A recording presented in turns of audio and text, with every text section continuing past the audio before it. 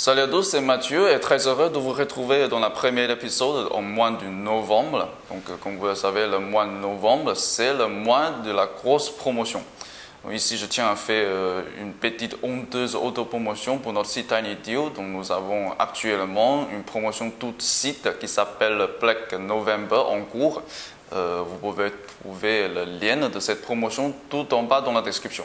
Donc, rappelons que c'est une promotion de tout site. Donc, vous y trouverez tous genres de produits, quoi.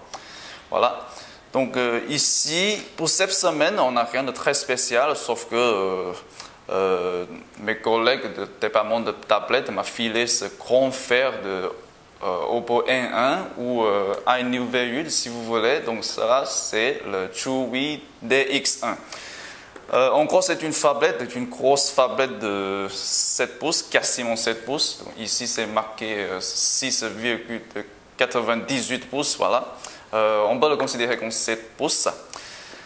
Donc, la caractéristique majeure de cette tablette ou phablette, voilà, c'est qu'elle a une caméra rotative, juste comme le Oppo N1 ou le iNew V8, comme vous voulez. Donc, c'est toujours marrant de voir les fabricants chinois sont copiés, quoi. Donc, ici, on va d'abord regarder un peu le packaging. Voilà, c'est tout simple et propre. Franchement, j'aime bien le style. Ils ont mis l'accent tout d'abord sur la caractéristique majeure de la tablette. C'est la caméra rotative de 13 mégapixels. On verra ça plus tard. Ça sera un contenu principal de notre vidéo. Rappelons, cette vidéo, on ne va pas faire un texte complet parce que là, j'arrive pas à me connecter sur Google Play. Donc, il y a pas mal de trucs que je n'arrive pas à télécharger pour le texte. Donc, c'est bien dommage. Ok, continue. Ici, on a de diverses versions disponibles en termes de stockage interne. Donc, on est sur la version 16 Go. Ok, donc c'est plutôt pas mal. La boîte, c'est tout petit. Voilà. Rien de très compliqué. On ouvre là-dedans, donc pour ce qui est d'accessoires, on y trouvera, voilà, d'abord le câble micro USB, mais ce qui est dingue, il n'y a pas de chargeur. Il n'y a pas de chargeur secteur. Je trouve ça plutôt dingue. Alors ici, on a aussi une toute petite télécommande pour la caméra avec le logo de Chewy inscrit là-dessus. Ça, c'est plutôt pas mal. Par contre, je ne vais pas essayer ça dans cette vidéo. Donc, ensuite, on a le certificat de qualité, de contrôle de qualité, voilà, et aussi le manuel. Mais tout ça, c'est du ching-chong pour vous, donc laisse tomber. Ok, rapidement, on va regarder le design. Et on commence par le design de la face d'avant. Franchement, il n'y a rien de très spécial, sauf qu'on dirait c'est un Oppo N1 de la taille XXL, voilà. Mais la performance, ce n'est pas le même. Hein. Celle-ci est plutôt l'entrée de gamme à prix confortable. Donc, c'est plutôt d'une petite phablette de 7 pouces confortable, quoi. Ok, donc sur la face d'avant, on a l'enceinte et aussi ici, ça doit être l'aide de notification ou peut-être le capteur de proximité. On va vérifier ça plus tard. Quand on tourne cette partie-là, on trouvera la caméra rotative de 13 mégapixels avec son flash, tous les deux en forme ronde. Ok, ça sont plutôt esthétiques puisqu'ils sont copiés le design de Oppo N1. Ensuite, on a l'écran qui est quasiment 7 pouces, pour être précis, c'est 6,98 pouces, avec 3 boutons classiques de Android qui se trouvent au-dessous. Ok, donc sur la coque, on a toujours ce relief anti-déparant qui sont plutôt pas mal pour la prise en main. Franchement, pour sa taille et son rapport d'écran qui est de 16:9, la prise en main sont plutôt pas mal. Franchement, ça ressemble un peu à mon Nexus 7, mais un peu plus petit, franchement. Ok, donc sur la coque, on a l'enceinte, sortie de l'enceinte, et à part de ça, rien de très spécial. On va jeter un coup d'œil sur le connectique. Donc ici, on a pris Jack 3.5. Par contre, je ne suis pas très confortable avec cet emplacement sur ce côté, quoi. Vaut mieux qu'ils le mettent sur le côté supérieur, ça c'est plus raisonnable, mais ils sont mis sur le côté droit. Voilà. Ensuite, qu'est-ce qu'on a? Alors, on a la prise micro USB et aussi l'emplacement pour le 4 SIM et le 4 SD enfermé, voilà, par une cachette ici.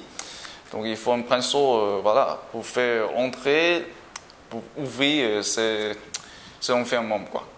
Ensuite, on a le microphone pour la téléphonie, la fonction téléphonie. Ensuite, ici, c'est le petit trou pour le redémarrage. Donc ça peut nous aider énormément en cas de panne, quoi. Ok, donc ça c'est tout pour le design et je dirais assez économique, franchement. En plus, avec ce caméra rotative, ça sent plutôt fun. Donc, ensuite, on va démarrer l'engin et on va jeter un coup d'œil sur la performance. Finalement, on est arrivé sur le système d'exploitation et puis j'ai retiré le film de protection. Donc maintenant, on a la Chewy DX1 qui est tout nu devant nous. Voilà. Ici, je vais tout d'abord checker les causes email puisqu'elle a la fonction téléphonie. Donc on a deux causes email, un à 97 et l'autre à 17. Voilà, ça c'est assez atypique. Ensuite, alors, pour les fréquences, je vais voir si c'est possible d'accepter directement ici en mode ingénierie. Donc, ça ne va pas marcher. Alors, je vais checker s'ils ont. Alors, ils sont le Mobile Anko installé, voilà. Ils sont assez sympas, mes collègues du département de la tablette. Ils sont préparés, ils sont bien préparés.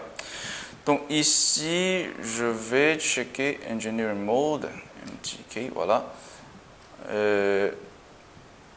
One Mode, premier 4 SIM, voilà. Ici, c'est marqué, pour 3G, on n'a que le 2000. Ça, c'est pas correct, je crois. Au moins, ça doit être 2100, mais ici, c'est marqué 2000. Il doit y avoir une erreur. C'est dommage, hein. Je ne peux pas télécharger le Mobile Anko générique parce que là, je n'ai pas accès direct à Google Play parce que ce jour-ci, les services Google sont vraiment contrôlés en Chine. Ça, c'est un peu chiant pour nous. Ok, donc passons sur les paramètres. Tout d'abord, on va checker un peu la version Android. Ici, c'est le KitKat 4.2. Voilà, c'est confirmé. Ensuite, alors, qu'est-ce que je vais regarder alors? Ensuite, c'est le stockage. Donc, sur le papier, on a 16 Go de ROM disponible. Non, en total. Donc, ici, on a 11 Go disponibles. Ça, c'est déjà pas mal. Ensuite, alors, est-ce qu'il y a des trucs spéciaux dans les paramètres? Non, franchement, il n'y a pas de paramètres pour la caméra rotative, donc on laisse tomber. Ok, ensuite, on va regarder un peu le score AnTuTu. Dans AnTuTu 5, le score, ça fait 17 239. C'est le score correct pour une quad-core entrée de gamme, je dirais. Pour les détails, personnellement, je trouve le score pour le graphique 3D un peu exagéré, quoi. Donc ici, on a un score de 2444.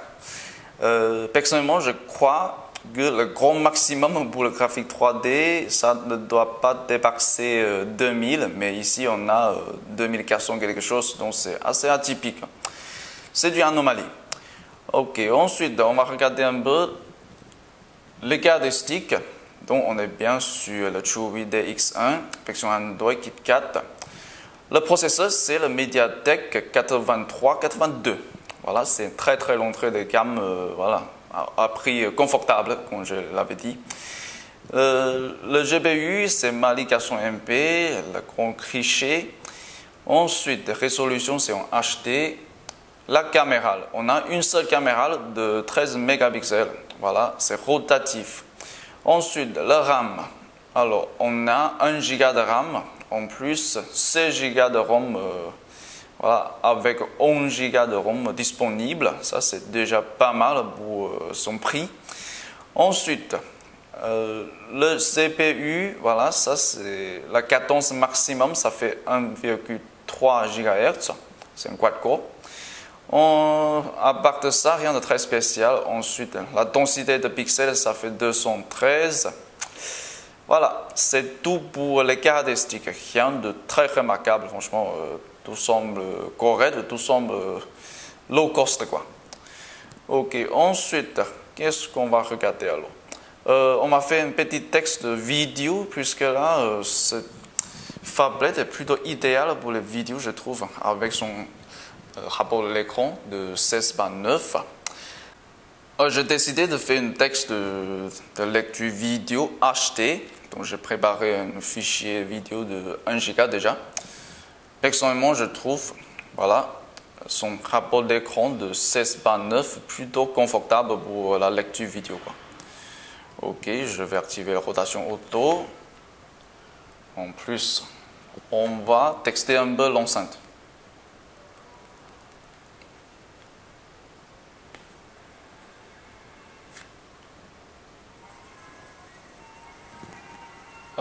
Franchement, assez fluide l'image.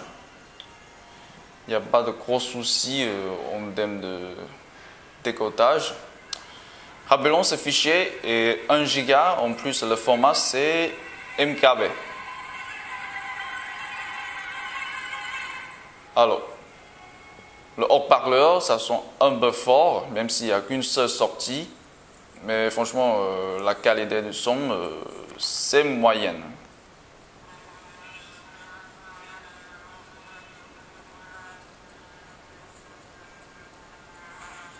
Et en plus, en termes de angle de vue, ça fait plutôt correct.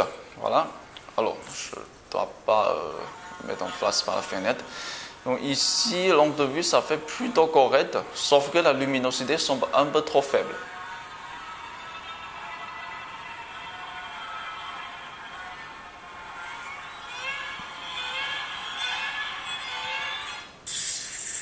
Alors, ça, c'est un peu dégueulasse. Je vais louper ceci.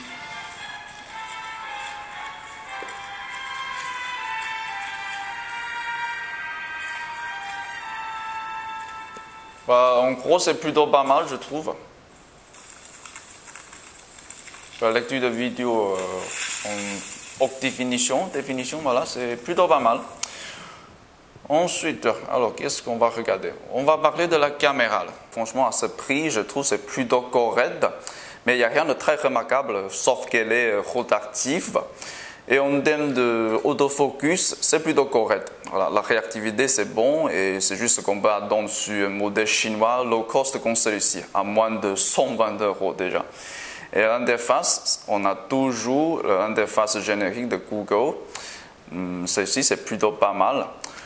Par contre, il y a un truc assez gênant, c'est qu'on ne peut pas trouver le paramètre pour configurer le rapport écran pour les photos, quoi. Donc, on reste toujours sur un rapport d'écran de 4:3. On n'a toujours pas le 16:9. Ça, c'est bien dommage. Et espérons qu'ils vont corriger ça dans les mises à jour éventuelles. Et au passage, je vous montre ici quelques photos prises à l'extérieur et à l'intérieur. Donc, personnellement, je trouve que les photos en macro, c'est plutôt pas mal quand on a un très bon éclairage. L'image est vraiment très claire et ensuite, les couleurs sont vraiment très bonnes. Par contre, pour les paysages, je trouve la qualité c'est plutôt moyenne. Dans certaines situations, on a ce problème de surexposition. Et dans notre, on a un autre genre de problème qui est de sous-exposition. Donc, il faut corriger ça avec le mode HDR. Donc, en gros, je suis un peu déçu par la caméra, mais vu le prix, j'en plains pas trop. Ok, je dois me faire à cette vidéo et désolé que je ne peux pas faire un texte complet sur celui-ci parce que là, j'arrive pas à me connecter sur Google Play. Donc, il y a plein d'applications que je ne peux pas télécharger pour effectuer un texte plus profond, quoi. Mais du coup, cette tablette est plutôt pas mal si vous cherchez, voilà, une tablette pas très chère avec une caméra rotative plus la fonctionnalité de téléphonie. Donc, j'espère que vous aimez le contenu de cette vidéo, que vous le trouvez utile. Donc, n'hésitez pas à me donner un pouce vert. Et restez avec nous pour plus de promotions pour novembre.